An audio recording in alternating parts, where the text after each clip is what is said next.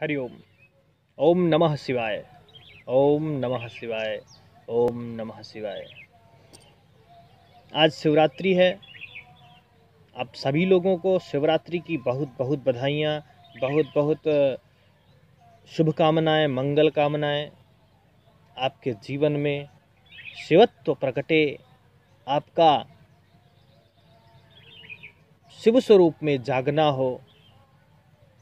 शिवरात्रि के समय, शिवरात्रि के दिन शिव स्वरूप में आपकी जागृति होवे, इसलिए यह प्रकृति माता ने और परमात्मा ने हमें उपहार दिया शिवरात्रि का। यह शिवरात्रि का महापर्व वर्ष में आता तो एक बार है, परंतु हमें पूरे वर्ष की ऊर्जा प्रदान करने की क्षमता रखता है। और यदि नियम से और कुछ महात्माओं, कुछ संतों के अनुसार अपने नियम और साधना को आज के दिन यदि किया जाए तो यह हमें जन्म जन्मांतर तक के कष्टों से, दुखों से दूर करने का एक सुअवसर प्राप्त होता है। आज शिवरात्रि का दिन, आज के दिन सांसारिक फायदे, आध्यात्मिक फायदे, किसी भी प्रकार के फायदे के लिए आप शिव की आराधना करें। शिव की आराधना हम करते हैं तो शिव है कौन, पहले ये तो जानना आवश्यक होता है ना। शिव, शिव का अर्थ ही मंगल है। शिव का अर्थ मंगल है। जो मंगलकारी है वही शिव है। हर स्थिति से मंगलकारी है वह, और हमें अपने शिवत्व में जगने की प्रेरणा देता है यह आज का पर्व। गुरु ही शिव है, शिव ही गुरु हैं। गुरु और शिव में जो भेद करे वो गुरु पत्नी गमन करने वाले के समान पापी है। इसलिए वही गुरु तत्व, वही शिव तत्व, शिव और गुरु एक ही हैं। भगवान शंकर, भगवान शिव पार्वती से गुरु गीता में कहते हैं कि यह गुरु सा शिवा प्रोक्तो यह शिवा सा गुरु स्मृतः। जो शिव है वही गुरु हैं, जो गुरु हैं वही शिव हैं। और आगे के शब्दों में कहते हैं कि गुरु और शिव में जो भेद करता है वह गुरु पत्नी गमन करने वाले के समान पापी है। इसलिए गुरु और शिव में भेद न करते हुए अपने शिवत्व में, अपने गुरुत्व में जगा जाए। यह पर्व आज यही संदेश देता है। शिवत्व में जगने की साधना हमें संत बताते हैं, सत्संग से प्राप्त होती है। इसलिए जीवन में सत्संग बहुत आवश्यक है। आज की युवा पीढ़ी फैशन परस्ती और आज की युवा पीढ़ी कुसंस्कारों के और पश्चिम की सभ्यता के, पश्चिम के देशों की सभ्यता के चलते अपने को गुमराह करती जा रही है। हमारी युवा पीढ़ी के साथ आज बहुत बहुत ही अन्याय हो रहा है। तो आज की युवा पीढ़ी के लिए आज का यह शिवरात्रि का महापर्व अपने शिवत्व में जगने का संदेश देता है। शिव माने क्या? शिव, बाबा शंकर को देखिए, बाबा शंकर की स्थिति क्या है। बाबा शंकर सिर पे गंगा को धारण करते हैं। माँ गंगा जिसके सिर पे विराजमान हो, ऐसी गंगा जैसी पवित्रता जिसके सिर पे विराजमान है, गंगा जैसी पवित्रता अपने सिर पे धारण करने वाला समत्व में विचरण करता है। अहंकारी नहीं है वो, अहंकार का लेश मात्र नहीं दिखता है शंकर बाबा में। आप देखिए, जरा ध्यान करिए शंकर बाबा की मूर्ति का, ध्यान करिए शंकर बाबा के स्वभाव का। अवघरदानी कहते हैं ना बाबा को हम।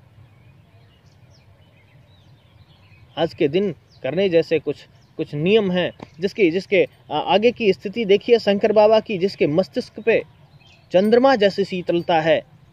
चंद्रमा धारण करते हैं ना अपने मस्तिष्क पे। भगवान के माथे पे चंद्रमा सुशोभित हो रहा है, और चंद्रमा जैसे शीतलता रखने वाले, चंद्रमा जैसे औषधीय गुण रखने वाले बाबा हैं हमारे।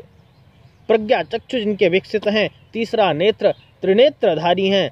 तीसरा नेत्र धारण करने वाले हैं।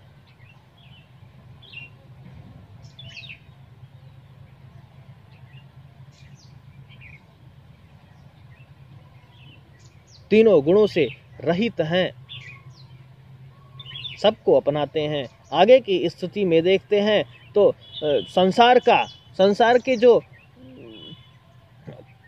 कलमस, जो विष निकला संसार वालों को मिलता तो क्या होता, नुकसान होता। संसार वालों को मिलता तो हम सहन कर पाते क्या? विष जहर निकला जब समुद्र मंथन से तो बाबा ने अपने कंठ में रख लिया।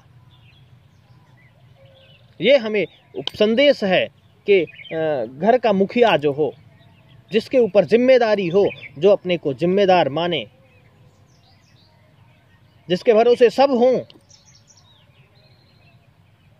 जो समाज का मुखिया हो, घर का मुखिया हो, देश का मुखिया हो, राज्य का मुखिया हो, उसका दायित्व है कि विष को अपने कंठ में धारण कर ले, क्योंकि बाहर उगल देगा तो नुकसान सामने वाले का, समाज का होगा। इसलिए बाबा ने कंठ में रख लिया। तो हमारा दायित्व है मुखिया होने के नाते, यदि हम मुखिया हैं किसी भी क्षेत्र के, किसी विद्यालय के, किसी परिवार के, किसी समाज के, किसी राज्य के, किसी जनपद के या किसी देश के, मुखिया का ये कर्तव्य है कि वह विष जैसा कठिन परिस्थिति आए तो उसे अपने गले में धारण करे, अपने कंठ में उतार ले, ना हजम करे और ना वमन करे, उसे कंठ में रखे। और बाबा की स्थिति देखिए, विषैला स्वभाव रखने वाले सर्प को बाबा अपने गले में धारण करते हैं, विषैला स्वभाव रखने वाले। तो ये संदेश समाज को यह है कि समाज में भी बहुत सारे ऐसे विष उगलने वाले, विष रखने वाले, विष धारण करने वाले, जिनकी प्रवृत्ति विषाक्त होती है, उसे भी बाबा दुत्कारते नहीं हैं, उसे भी बाबा अपने प्रेम के वश करके और कंठ में धारण करते हैं।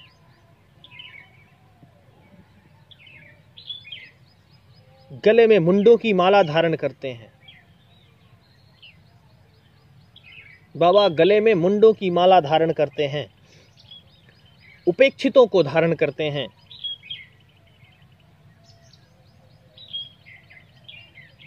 जिनसे लोग घबराते हैं, जिन्हें लोग अपवित्र समझते हैं, उन्हें भी बाबा धारण करते हैं। बाबा विभूति लगाते हैं, भस्म लगाते हैं, चिता की भस्म लगाते हैं, श्मशान की भस्म लगाते हैं।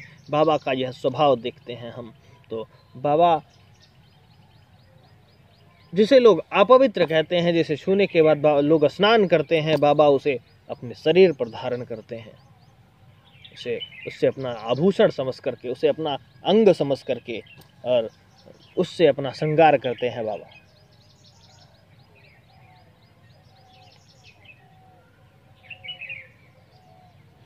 बाबा बहुत सारी कुरीतियां संसार में देखी जाती हैं, बहुत सारे उपेक्षित व्यक्ति, उपेक्षित वस्तुएं, उन्हें भी बाबा स्वीकार करते हैं, अपने शिवत्व में मस्त हैं, बाहर से सबको अपनाते हैं और अंदर से शिवत्व में आनंदित हो रहे हैं, अपने राम पद में प्रतिष्ठित हो रहे हैं। किसी ने बाबा से पूछा कि बाबा ये आपने विष कैसे धारण कर लिया, क्या हुआ? विष जब लोगों ने दिया महाराज कि बाबा विष पियो, वहाँ विष पियो आप, ये आप ही पी लेते तो ठीक था। जब समुद्र मंथन से विष निकला तो लोग लेके पहुँचे कि बाबा ये बाबा के वश की बात है और तो सब नहीं कर सकते ऐसा। बाबा ने पिया और पी के समाधि में चले गए, शांत होकर के ध्यान करने लगे बाबा। लोग पूछते हैं बाबा को क्या हुआ? आपस में खुसर पुसर होने लगी, देवता आपस में बातें करने लगे, सब लोग कहने लगे क्या हुआ? बाबा तो एकदम सनामन्न हो गए, क्या हो गया बाबा को? कहीं कुछ उल्टा पुल्टा तो नहीं? तमाम प्रकार के विचार सबके मन में उठने लगे। अच्छा, तो बाबा की जब समाधि खुली उठे जब समाधि से तो सबने पूछा, बाबा क्या हुआ, आप ठीक तो हो ना? शंकर बाबा कहते हैं, हाँ बिल्कुल ठीक हूँ मैं। बाबा आप बैठ गए थे ऐसे अचानक, क्या हो गया था? हाँ कुछ नहीं, कुछ हो नहीं गया था, ये आप लोगों ने विष दिया। तो लोगों ने पूछा कि बाबा विष का कोई प्रभाव? कहा हाँ प्रभाव पड़ा ना। कहा प्रभाव पड़ा क्या आपके ऊपर विष का? कहा हाँ प्रभाव पड़ा। अरे बहुत बड़ा प्रभाव पड़ा। कहा बाबा क्या हुआ? कहा कि बाहर से आप लोगों ने विष दिया, मैंने धारण किया, और अंदर चल रहे थे राम। भगवान शंकर सदैव राम नाम में मस्त रहते हैं। तो अंदर बैठे थे राम, बाहर से गया विष और हम करने लगे विश्राम। आप लोग परेशान न होइए, हम विश्राम कर रहे थे। तो बाबा विश्राम करने लगे। तो मुंडों की माला धारण करके और श्मशान की विभूति धारण करके बाबा संदेश देते हैं कि किसी को उपेक्षित न समझा जाए, किसी को हर व्यक्ति को अपनाया जाए। बाबा नंदी की सवारी करते हैं। नंदी धर्म का स्वरूप है। बैल आज हमारे समाज में इतनी दुर्दशा है गौवंश की।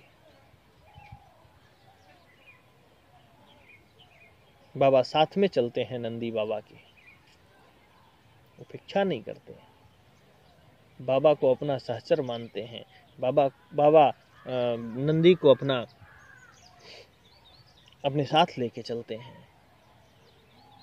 नंदी हैं, भृंगी हैं, तमाम प्रकार के ऐसे उपेक्षित हैं, सबको बाबा अपना करके चलते हैं।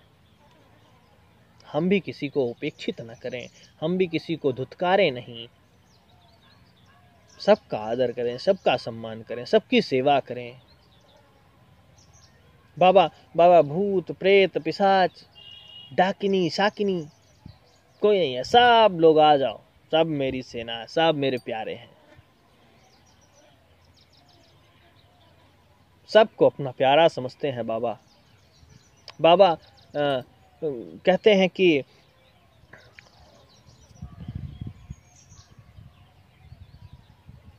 कर लो जगत में प्रेम सभी से कोई नहीं पराया है। कर लो जगत में प्रेम सभी से कोई नहीं पराया है। वास्तव में कोई नहीं पराया है। तुझ में राम मुझ में राम सब में राम समाया है। बाबा कहते हैं तुझ में राम मुझ में राम सब में राम समाया है। अभी सब में राम समाया है महाराज, तो फिर द्वेष किससे करोगे आप? ईर्ष्या कर सकते हो क्या किसी से? आप यदि समझ जाएं कि सब में तो मैं ही मैं हूँ, जो राम वहाँ है वही राम यहाँ है, तो आप ईर्ष्या किससे करोगे साहब? द्वेष किससे करोगे? व्यवहार में आता है उतना करते हैं लोग। व्यवहार में किसी को डांटना भी पड़ता है, वो व्यवहार है, उसका कहीं अहित ना हो जाए इसके चलते डांट लीजिए, वो ठीक है। जैसे अभी कहें कि सब में राम है तो बच्चे को डांटे ही नहीं, बच्चा गलती करे फिर भी ना डांटे कि इसमें भी तो राम है, ये नहीं कह रहा हूँ। बच्चा गलती करता है तो उसका अहित होने जा रहा है, आप उसके हित के लिए डांटेंगे। वो डांट आपको या उस व्यक्ति को नुकसान नहीं करने वाली है, उससे कोई हानि नहीं होगी, उससे लाभ होने वाला है, इसलिए आप वहां डांट सकते हैं। परंतु व्यवहार में, बस व्यवहार मात्र में कि इसका अहित ना हो जाए इसलिए मैं डांट रहा हूं, उससे कोई द्वेष रख के द्वेष भावना से ना डांटें। कभी कभी बड़ा ऑपरेशन करना पड़ता है ना डॉक्टरों को, दवा से मरीज ठीक नहीं होता तो बड़ा ऑपरेशन करना पड़ता है। तो बड़ा ऑपरेशन करने का अभिप्राय कि समाज में भी अपने आसपास के नज़दीक के कोई अपने खास होते हैं, तो या अपना बेटा हुआ, बच्चा हुआ, अपना भाई हुआ, नहीं मानता है किसी गलती को करने से, उसे लगता है कि ये करना सुखदायक है, ये करना मेरे लिए लाभदायक है, क्योंकि उसे सच्चाई से दूर किया जा रहा है। आज के समाज में, आज के समाज के बच्चों को सच्चाई से बहुत दूर किया जा रहा है। इस विषय का, इस बात की बड़ी वेदना रहती है हृदय में। बच्चों को सच्चाई पता नहीं है, फिर वे गलती करते हैं। घर वाले रोकते हैं तो उन्हें बुरा लगता है, घर वालों का आदर सम्मान करना छोड़ रहे हैं। तो कभी कभी बड़ा ऑपरेशन करना पड़ता है। बड़ा ऑपरेशन करने का अभिप्राय, जैसे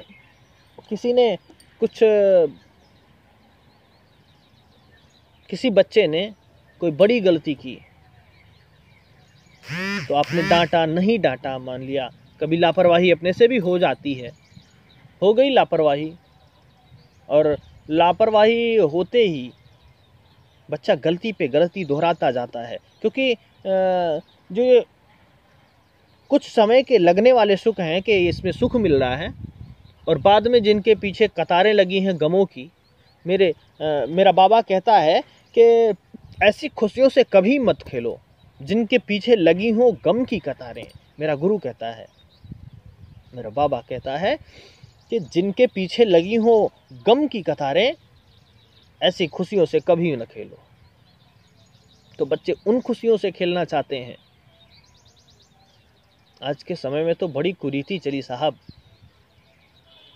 लवर लवरियों के चक्कर में पड़ जाते हैं बच्चे।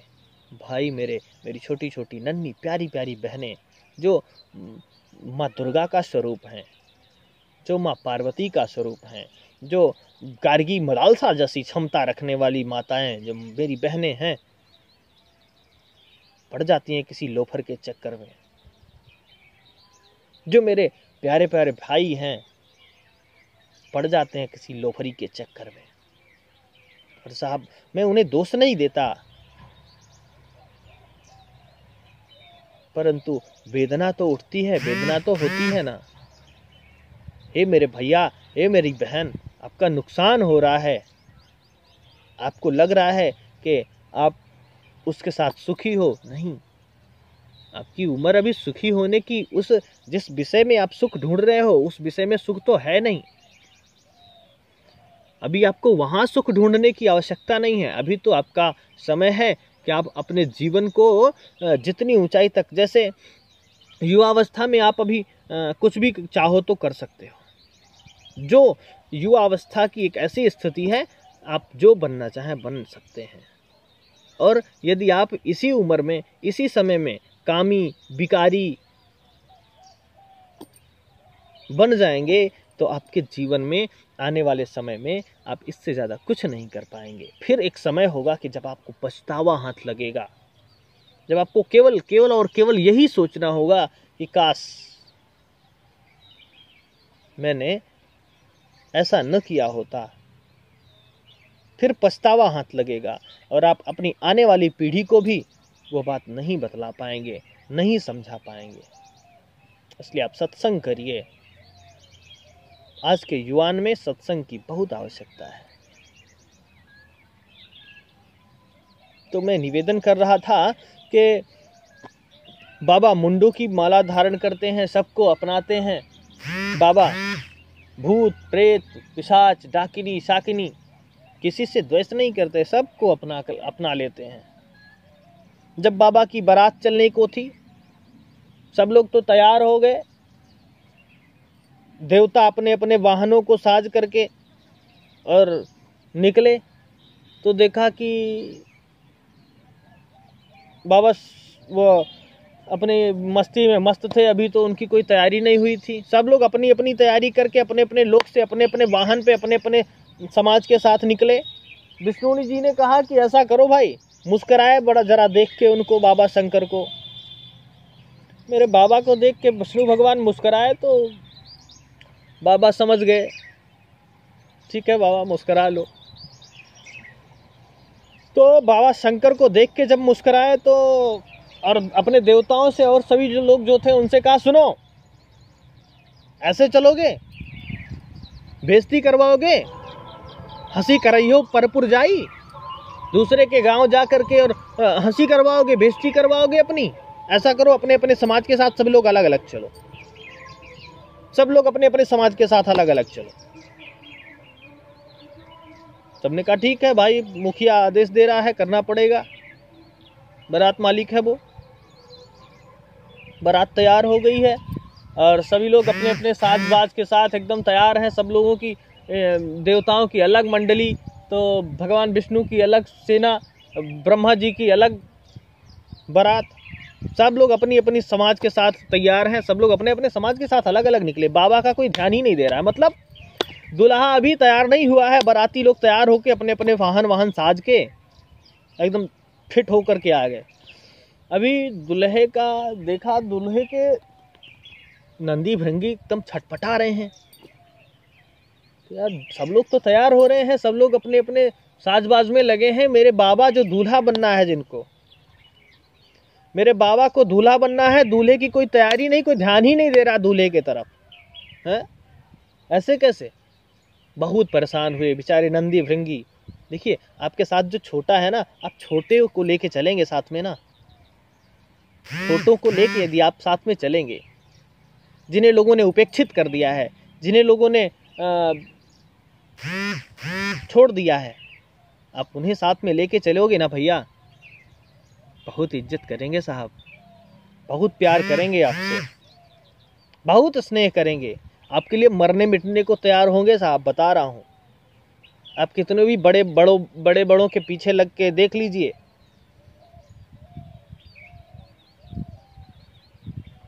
लेकिन आप किसी छोटे के, किसी उपेक्षित के, जैसे लोगों ने छोड़ दिया हो, जिन्हें बहिष्कृत कर दिया हो, आप उनके साथ जरा चल के देखिए, बहुत प्यार करते हैं वो आपसे। सच्चाई से यदि आप उनके साथ खड़े होंगे, बहुत प्यार करेंगे आपसे। तो नंदी भृंगी को बड़ा पश्चाताप हुआ, बड़ा दुख हो रहा है अभी। अरे यार सब लोग तो तैयार हो रहे हैं, अपने अपने समाज के साथ सब फिट हो करके, अपने अपने वाहन के साथ, अपने रथों के साथ, अपने विमान के साथ सब लोग तैयार हैं, और अभी मेरे बाबा जिन्हें दूल्हा बनना है तैयार ही नहीं है। बाबा के पास गए, बाबा क्या किया जाए बाबा, आपको कोई तैयार ही नहीं कर रहा है। शंकर बाबा बोले क्या, मुझे भी तैयार होना होता है? हाँ, सब दूल्हा पहले तैयार होता है साहब, दूल्हा तैयार होना होता है, दूल्हा पहले तैयार होगा। तो कहा अच्छा तो तैयारी कैसे होती है? तो नंदी भृंगी ने कहा कि महाराज अभी अपने पास बाराती नहीं है, हम 3 लोग हैं, कहाँ है बाराती अपने पास? शंकर बाबा ने कहा बाराती बुलाने हैं। कहाँ? कहा भृंगी निकाल अपनी श्रृंगी, बजा उधर। कहा क्या बजाना है? कहा बुलाओ भूत प्रेत पिशाच डाकिनी साकिनी जितने हैं सबको बुलाओ। कहा बाबा क्या कह रहे हो आप? बाबा ने कहा सुनो, सब मेरे बाराती इन्हीं पहाड़ियों में छिपे हुए हैं, यही है सब, और बाट जो रहे हैं कि बाबा मुझे बुलाएं, आदेश का इंतजार है उन्हें, सब यही छिप करके देख रहे हैं, मुझे सब पता है। जितने भी भूत पिशाच बैताल डाकिनी साकिनी जो भी हैं, चंडाल जितने भी हैं, सब यहीं छिपे हुए हैं। निकाल श्रृंगी, बजाओ उस पहाड़ी के पीछे, सब बैठे हुए हैं, बुलाओ। बाबा के कहते ही महाराज श्रृंगी जी ने निकाला अपना, भृंगी ने निकाला अपना श्रृंगी और फूंक दिया श्रृंगी में, निकली आवाज। सब फिर और उठ के देखने लगे, डाकिनी जो ये बाराती लोग थे बाबा के, भूत प्रेत पिशाच उठ करके देखने लगे, झांकने लगे, ऐसे क्या हो रहा है? कहा झांको नहीं, आओ सब, बाबा बुला रहे हैं, बाराती बनना है, चलो बारात चलते हैं। सब खुश हो गए, यार मुझे भी बाबा बारात ले जा रहे हैं। सब खुश हो गए, एकदम मोहब्बत के साथ पहुंचे। कौन करेगा हो, कौन करेगा ऐसा? मेरे बाबा कहते हैं सब पहुंच गए बाबा के पास। अरे सब तैयार एकदम, बाराती, किसी के पास मुख ही नहीं है तो किसी के पास कई मुख है। मानस में लिखा इको मुखहीन विपुल मुख काहू, बिनु कर पद को बहुपद बाहू। किसी के पास मुख ही नहीं है और किसी के पास मुख ही मुख है, किसी के पास हाथ ही नहीं है, किसी के पास केवल हाथ ही है और कुछ नहीं है, किसी के पास पैर ही नहीं है और किसी के पास पैर पैर है, पैर के अलावा कुछ नहीं है। इस तरीके के बाराती, एक से बढ़ के एक बाराती साहब निकले, भूत प्रेत जितने थे वहां से पहाड़ियों से बाहर आ गए। सबने कहा लेकिन सब तो ठीक है, अभी दूल्हा तैयार कहाँ हुआ है? कहा अच्छा ये भी बाकी है अभी। बोले हाँ। तो पहले क्या करना चाहिए? पहले बाबा आप कुछ पहन लो। क्या पहनना है?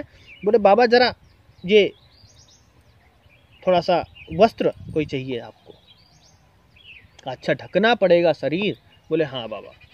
बोले अच्छा, तो ले आए चर्म, व्याघ्र चर्म ले आए।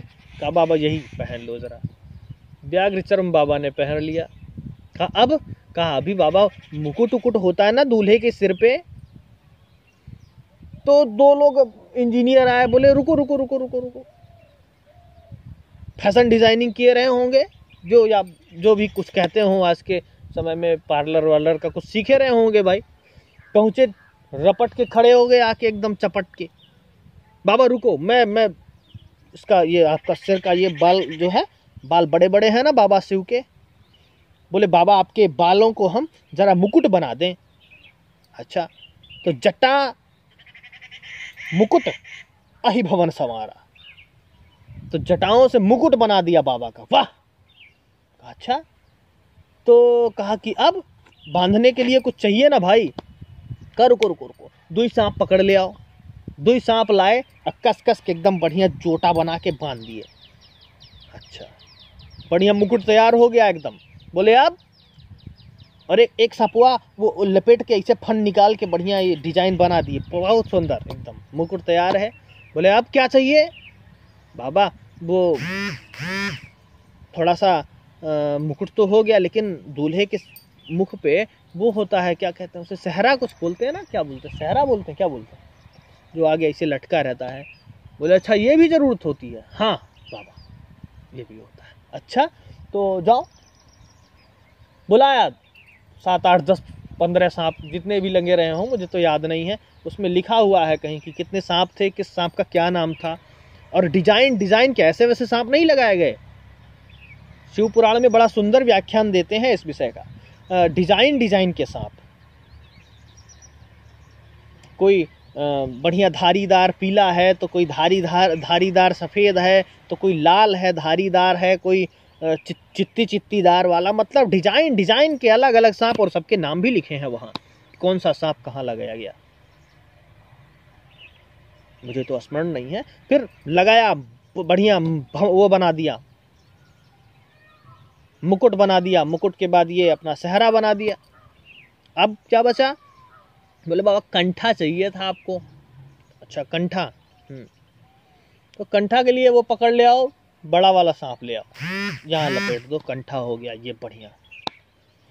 बोले अब बाबा बाजू बंद नहीं पहना आपने। ओ बाजू बंद भी चाहिए होता है? हाँ बाबा बाजू बंद, तो 4 लोग आओ इधर आओ। अच्छा बाजू बंद बढ़िया बढ़िया, बाजू बंद। अब बाबा पूरा बाजू पूरा ठीक हो गया। अब बाबा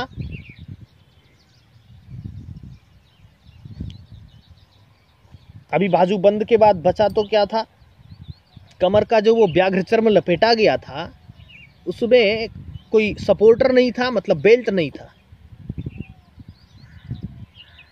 उसके लिए भी कहा अच्छा इस वाले सांप को ले आओ जो पीला धारीदार वाला है, इसको लाके उसको भी लपेटा है।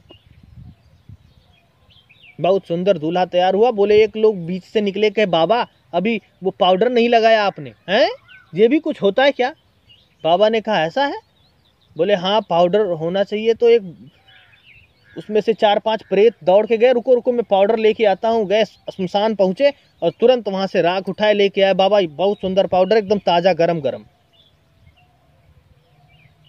लगा दिया है पाउडर। भैया पाउडर लगाया, दूल्हा तैयार है। बोले बाबा अभी गले में कंठा कुछ कम लग रहा है। अच्छा इसके लिए क्या करना है? 4 प्रेत वहां से उठे, दौड़ के गया, श्मशान पहुंचे, वहां जितने मुंड थे ना, का बढ़िया बाबा के लिए बड़ा सा कंठा बनाना है, तो जितने भी मुंड थे 11 मुंड ले आए। 11 मुंडों को, मुंड माने समझ रहे हैं, खोपड़ी, हड्डी खोपड़ी की 11 मुंड लेके आए और उनको एक सांप लपेटा, सांप में एक सांप पकड़ा बड़ा वाला, और उसमें पूरा गूंथ दिया एकदम से, और गूंथ करके बाबा को वह मुंडों की माला पहनाई। अब अपना दूल्हा तैयार है, नंदी को बुलाओ। नंदी के ऊपर बाबा बैठ गए, तो बारात चली इस तरीके से। तो कहने का अभिप्राय यह है कि बाबा सबको, उपेक्षितों को भी, जिन्हें लोगों ने छोड़ दिया है, जिनसे लोग घबराते हैं, जिन्हें लोग ओछी दृष्टि से, जिन्हें लोग नीची दृष्टि से देखते हैं, या जिनके दोषों से लोग भागते हैं, उन्हें भी बाबा अपनाते हैं। कथा का सार, और बाबा यह संदेश देना चाह रहे हैं कि किसी को उपेक्षित समझ करके उसे छोड़ा न जाए।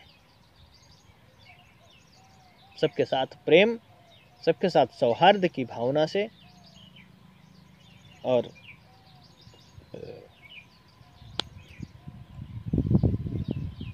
सबको अपना करके चला जाए। क्योंकि प्रेम न खेतो उपजे, प्रेम न हाट बिकाए, राजा चहो प्रजा चहो शीस दिए ले जाए। तो बाबा कहते हैं कि तुझ में राम, मुझ में राम, सब में राम समाया है, कर लो जगत में प्रेम, सभी से कोई नहीं पराया है।